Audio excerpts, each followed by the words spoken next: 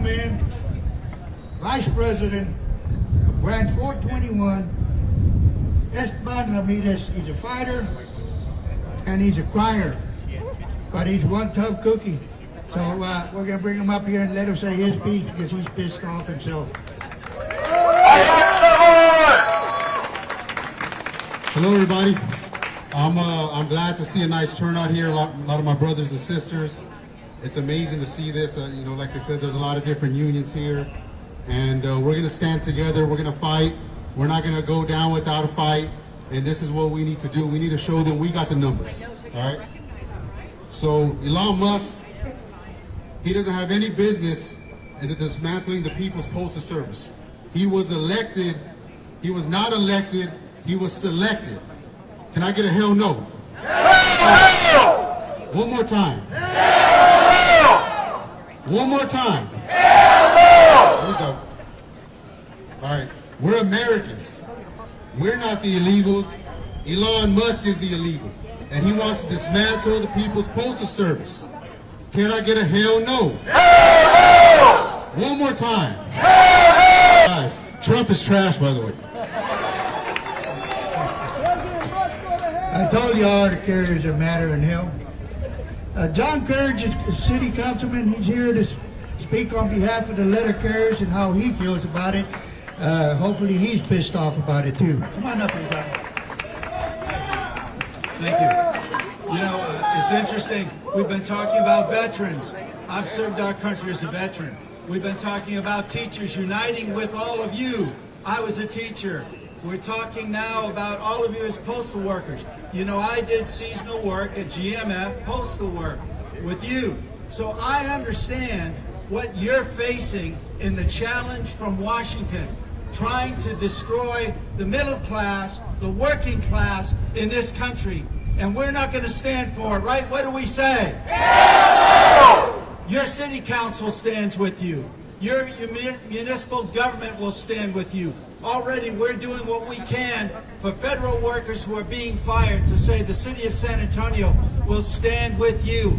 Hopefully we can end these firings, but the best way to do that is to make sure we all get out, call our congressmen, call our senators, send them notes, send them letters, and make sure the next election that we and every member in our family and everybody we know votes for Democrats, not for Republicans, so that we can change the direction of this country. Thank you.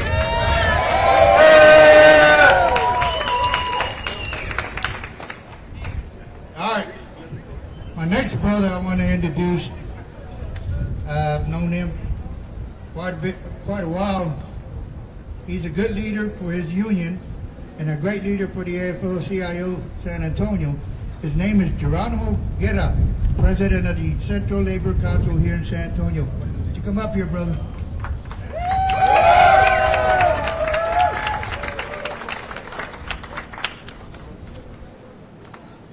Good afternoon, Union family. My name is Geronimo Guerra. I'm a proud CWA member and the president of San Antonio Central Labor Council here in San Antonio, Texas. In this crowd, we have some CLC members as well, some E-Board members. If you can, raise your hand. Maritela, Dan, I see Alejandro out there. Where's that? We got a brother from the fire department out there as well. Javier Patlan. We also have our vice president out there. She's one of the presidents of one of the largest unions here in San Antonio, the Texas Federations of Teachers, AFT, Alejandra Lopez. As everyone knows, this administration is attacking our veterans, our federal workers, our U.S. postal workers, public education, and our teachers, all labor workers. It's pretty on point to say nobody's safe right now. Union families, this is not a joke or fake news. The unions are under attack. However, I don't think this administration knows that an attack on one is an attack on all unions. And what they don't know is when unions stand united, we cannot be divided.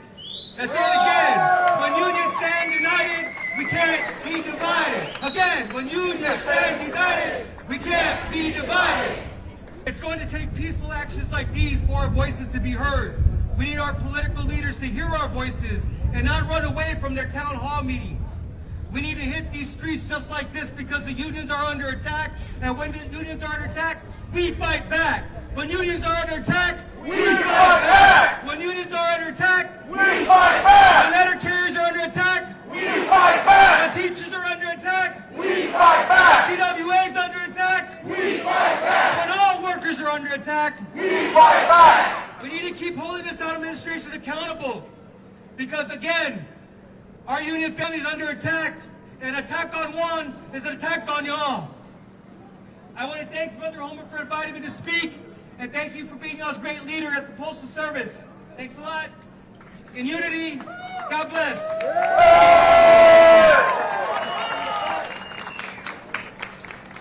All right.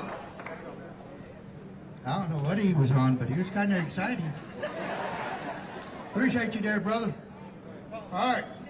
The next individual I have, it is my pleasure, my brother, and a longtime friend that started me up on this business, and I hated him for that, and still hate him for that, but I love him even more since I got educated by him and his family. And that's my brother, Congressman Cito Rodriguez.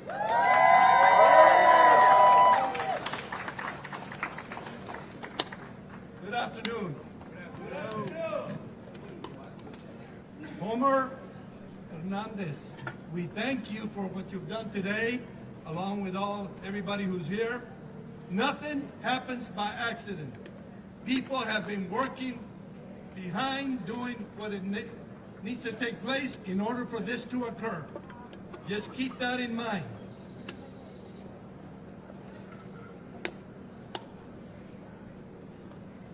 Homer Hernandez, and to the world you may be just one person,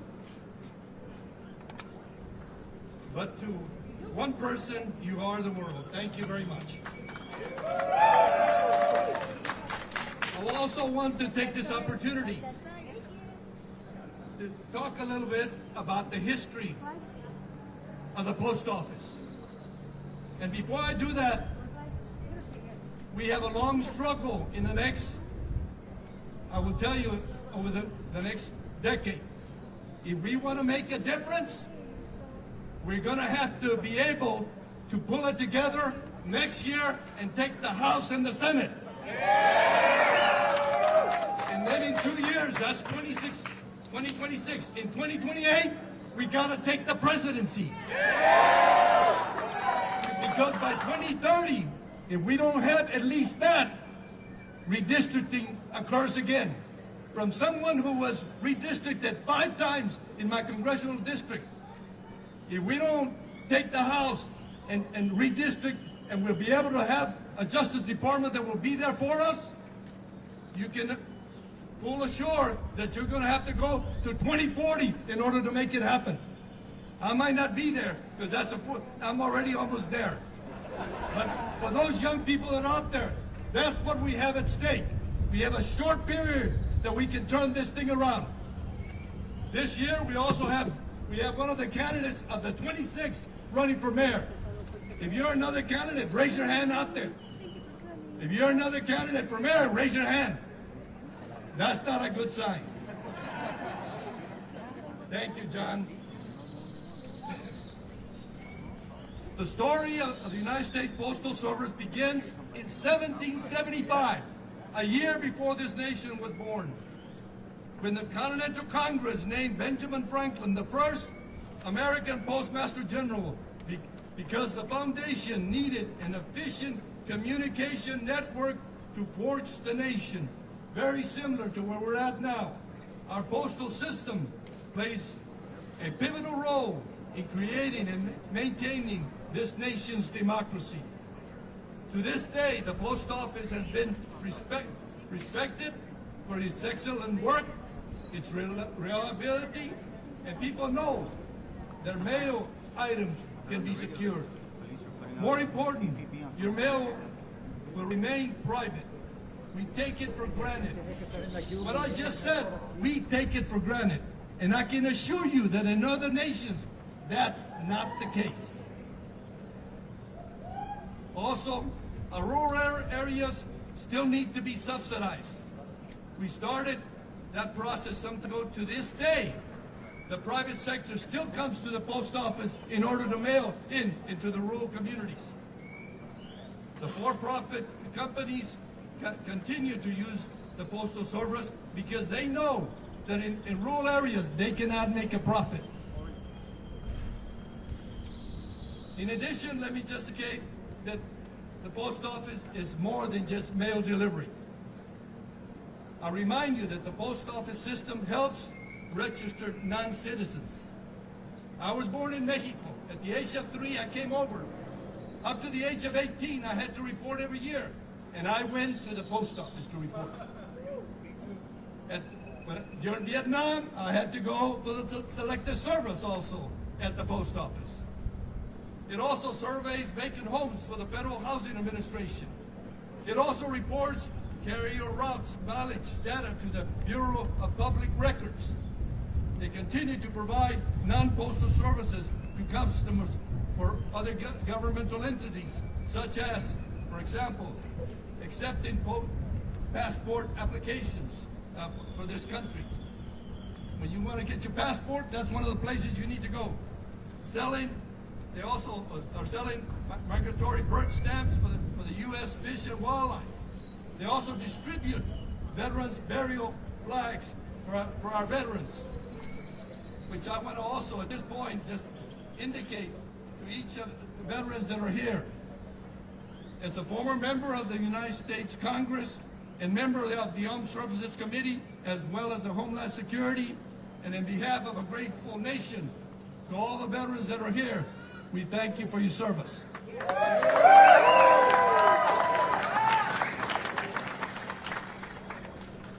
In addition to that, they also provide, as I indicated, the selective service system opportunity. In case of another war, that's where they go to make sure we have the troops. While the post office is once again subjected to controversy and they're pushing to try to do away with it, they want to privatize it. And I can tell you, they just want to get the money. They're not going to service those same people that might have voted for Trump in the rural communities. They're not, because that's too costly for private sector. So what they're going to do is try to privatize it, get that money, and instead they're going to use it for tax cuts for the most wealthy of this nation. I want to share a little quote, and I'm going to from Christopher Shaw. Christopher Shaw wrote a book, and it's called Preserving the People's Post Office and its Impact on Our Democracy. And I quote, "The Postal Service is an institution that reaches every American on a regular basis. It is not discriminatory. All Americans are entitled to receive the same service. It is irrelevant whether they are rich or poor, rural or urban, black or white, young or old. All Americans are equal under the eyes of the Postal Service." We believe that the Postal Service helps bind the nation, not just the delivery of the mail, but doing those things that are needed for the entire country. The one government institution that touches all Americans more than any other affirms our nation's democracy aspirations by serving everyone equally. It is not now up to us to fight to keep it going. It's up to us, and it's up to you. We must choose.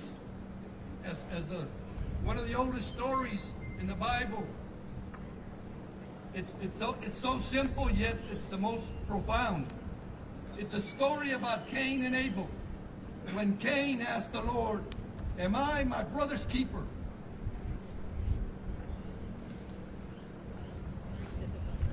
And Martin King responded very appropriately, and all of you that hear are also responding.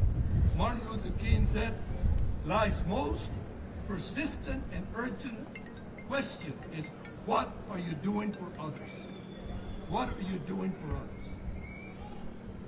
So I ask you to continue to get involved, for the price of indifference is great, and the path for making that difference is not easy, but together I know we can make a difference. Thank you. And now, for the last, I gotta leave you with a joke. John Courage, I've known him for a long time, and Homer, I've known him for a long time, and Alma was also there. We went to play golf.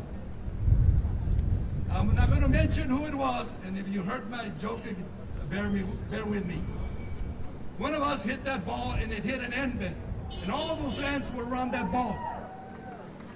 And that person swung at the ball and missed the ball, but killed a whole bunch of thousands of ants. And you could see them like fire ants just running all over the place. The second time around, the person went up there, swung at the ball, and again they missed the ball and killed millions of ants. By this time, one of the little ants told the others, it's apparent to me that if we're going to survive this, we need to get on the ball. So let's all get on the ball. I'm ready to go there. Cyril, it's nice seeing you again today. It's been a long while, so thank you for coming out here and supporting the letter carriers. Now, I do want to say, I want everybody out here to pick up them beautiful flags y'all have, them signs, and rally them up, because Ernest Gonzalez, our media guy, is out there taking pictures, and he doesn't want to show everybody asleep. So please, stand up and do some yelling. I'm going to say something before I hand it over to another brother. I'm very disappointed, I'm very upset with 3 morons up there in Washington and one big traitor to Joy for trying to hand off the Postal Service to 2 idiots, Elon Musk and President Donald Trump. Have no idea what they're going to do with the Postal Service. All they're thinking about is money. All right? And when they think about money, they don't think about us. So what do we say to them 3 morons? Hell no! What? Hell no! What? Hell no! That's what I say. Hell no to them 3 morons. Brother Tony Boyd, ex-president of the NLC, is here to put his 2 cents because he says he's upset himself.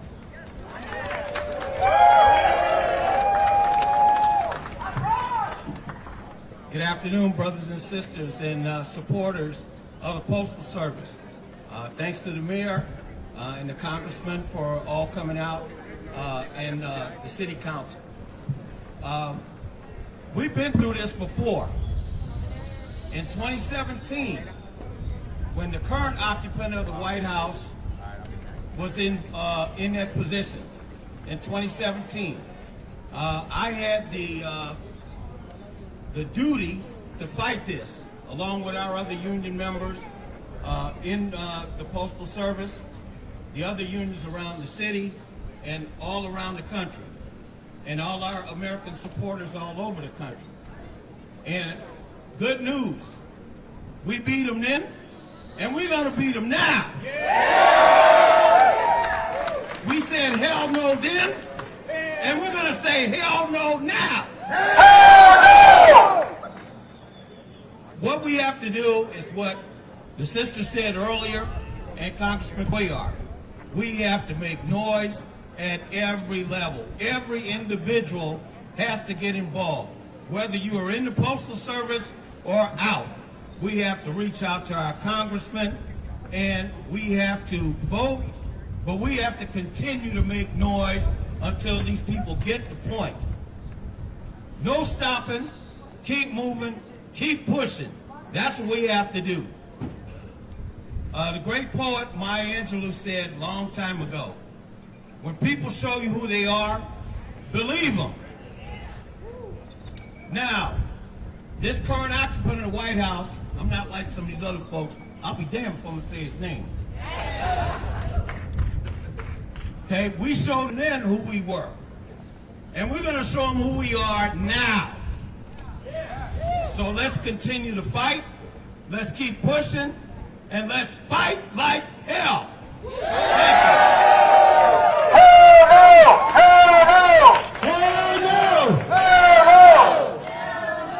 All right, I think I have 2 more. The next one is the Texas State AFL-CIO. Marinella, would you come up here? All right,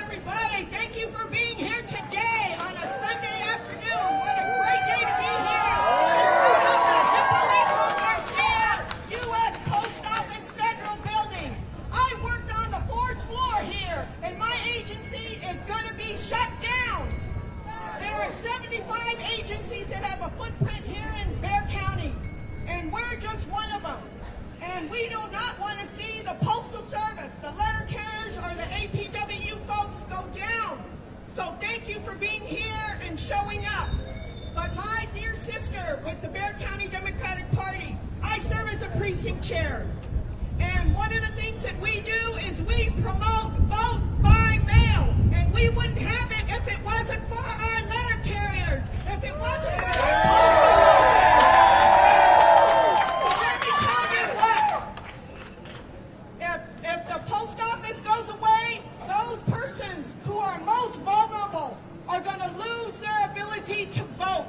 I'm talking about persons with disabilities, persons that have all sorts of other health issues that cannot give them availability to get to the post office in person to vote. We have measures now in place, thanks to our postal workers, to be able to vote by mail. And even today, they're still trying to push back on that. So, I know you've been here a long time. I don't want to give you a super big suntan, but hey, it's great. I want to tell you thank you for being here. And once again, remember, what do we tell this administration? What do we tell Elon Musk? What do we tell Trump? We tell them, hell no! What do we say? Can't hear you! Thank you all very much.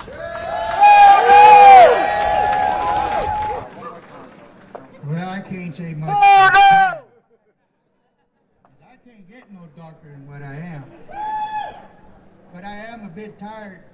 It takes a lot of work to put a rally together and get great people out here. So I want to thank those that helped me out, which is all the letter carriers that are out here, Ernie Gonzalez for doing the media, all the judges and congressmen that came out here, all the unions, APWU, the firefighters, CWA, teachers. I want to thank y'all for supporting the letter carriers and for the public. The public is the heart of the Postal Service. So we thank the public. Thank you, public. Stand with us. We're going to continue fighting as letter carriers. And it is my privilege to say thank you to the young letter carriers that are out here participating, because I'm getting old and we need you young folks to get back up here and start doing what we're doing. So I'm going to introduce the last person as a speaker, a fighter, has been pushing the letter carriers issues for years, has been supporting the letter carriers for years, and just won't stay at home no matter what. And that's your brother, Dan Torres. Come up here, Brad. He's a letter carrier too.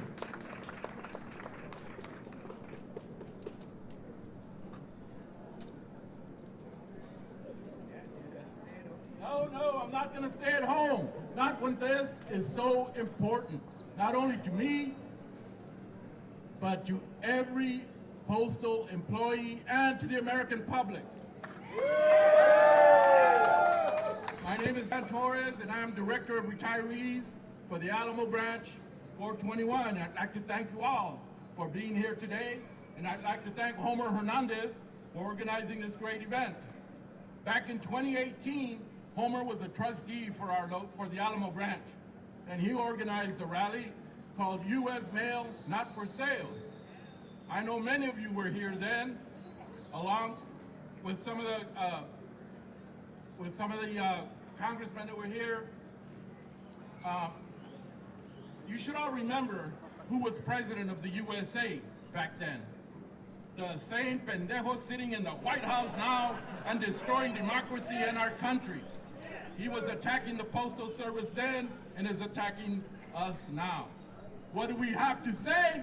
Hell no! Every day, 200,000 carriers deliver 360,000 pieces of mail and packages to nearly 169 million delivery points across the country. USPS is the heart of a $1.92 trillion mailing industry. No private shipper guarantees universal service, except for the Postal Service. And without the work of the Postal Service, 51.5 million households and businesses in areas would have no guaranteed delivery.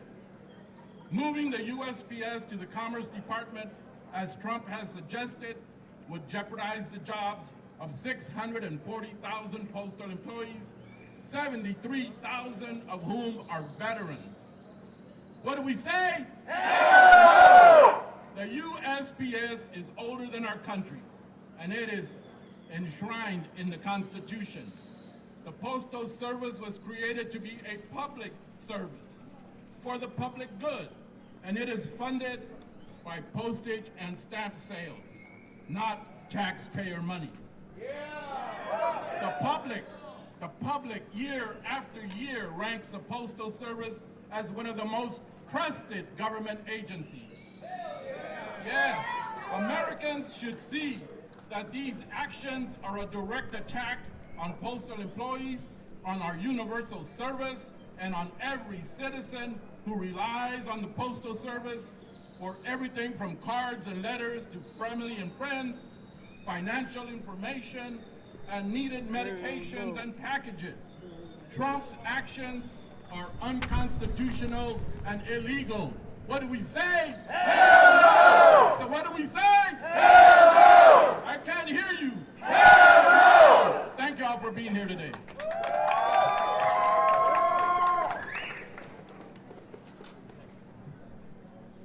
All right, Dan, go sit over there. I've known Dan for 22 years, man. We became brothers. Union brothers. But actually brothers, so I got to take care of him. So he's doing a fine job. He didn't want to stay home. I told him to stay home, but he did a great job. Look, everybody, all we have to do is continue fighting for our jobs. Those that don't believe in fighting, like I've always said, the more bodies, the stronger message we send.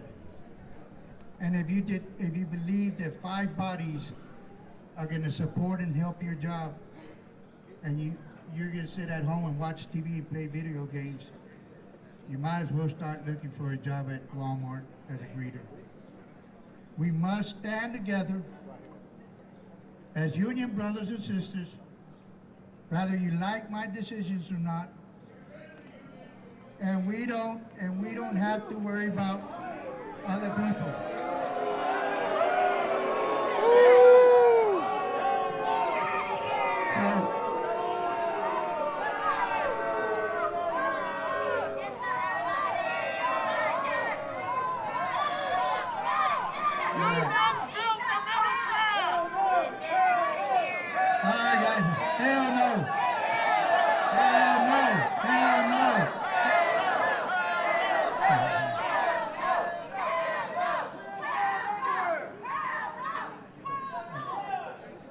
Brothers, sisters, let me tell you, that was a good example. Get rid of the unions. Well, let me tell you, you get rid of the unions, you get rid of good paying jobs. You get rid of great medical insurance. You get rid of great retirements. And then we'll be waiting for someone to throw us a piece of bread and allowing us when to speak and allowing us what we can have. And if you've been living that life, you're going to be okay. But I haven't. So I say hell to that shit. Hell no. Hell no to that. All right, guys, so I would like to have everybody up top of this, these steps up here and take a great big picture, a group picture of all of y'all here in support of the San Antonio Postal Service, if you don't mind standing up here. Everybody, come on up here. Raise your flags, your signs. Where's Ernie? Ernie, I want you in the picture too, so you take the first one.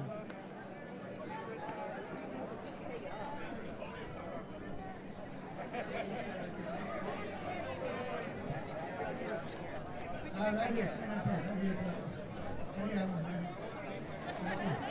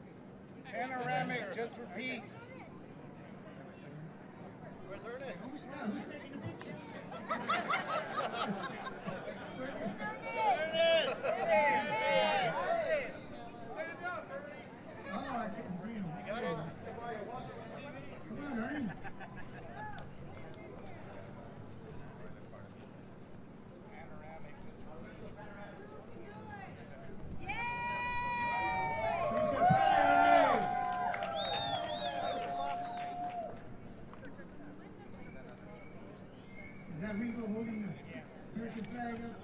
Let it go, Rico!